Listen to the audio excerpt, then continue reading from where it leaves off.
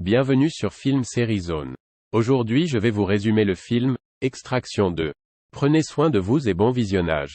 Film avec Tyler Rake, à peine survivant de sa chute et de ses blessures dont il s'est remis, hospitalisé à Dubaï où son partenaire Nick reste à ses côtés jusqu'à ce qu'il se réveille. Elle lui dit qu'il doit avoir survécu pour une raison et qu'il doit trouver pourquoi. Le chef criminel, Surab Radiani, apprend que son jeune frère David verra sa peine de prison prolongée de 10 ans. Zouroub se rend en prison pour rencontrer le fonctionnaire gouvernemental responsable de la prolongation de la peine de David et le tue avec une fourche dans la gorge devant les hommes de Zouroub, les Nagazi. Nick et son frère pour amener Tyler dans une cabane en Autriche, où il prévoit de passer sa retraite. Pendant ce temps, Tyler fait face à ses propres problèmes personnels, pleurant la mort de son fils et la fin de son mariage.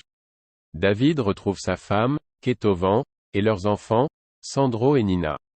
David envisage de transformer son fils en Nagazi, malgré les protestations de Ketovan, mais Sandro idolâtre son père. Tyler est visité par un homme mystérieux et sérieux nommé Alcott, qui lui fait une offre d'emploi.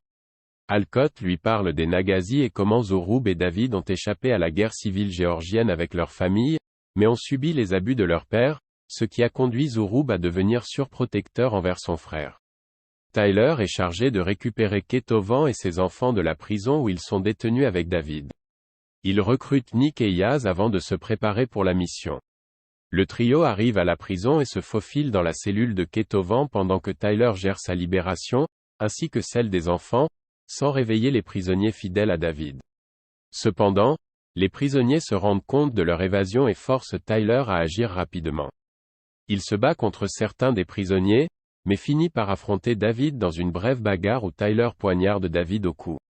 Ils sortent de la prison, mais Tyler doit affronter davantage de détenus et de gardiens engagés dans une violente émeute. Tyler guide la famille vers la camionnette de Nick et Yaz, mais Zouroub apprend rapidement la mort de son frère et envoie ses hommes les pourchasser. Après une longue poursuite en voiture, pendant laquelle Nina est blessée, tout le monde se précipite dans un train poursuivi par un hélicoptère avec plus d'hommes de Zouroub. Tyler élimine plusieurs ennemis et protège la famille pendant que le train déraille et s'écrase. Zouroub identifie le corps de son frère et rassemble ses hommes pour se venger.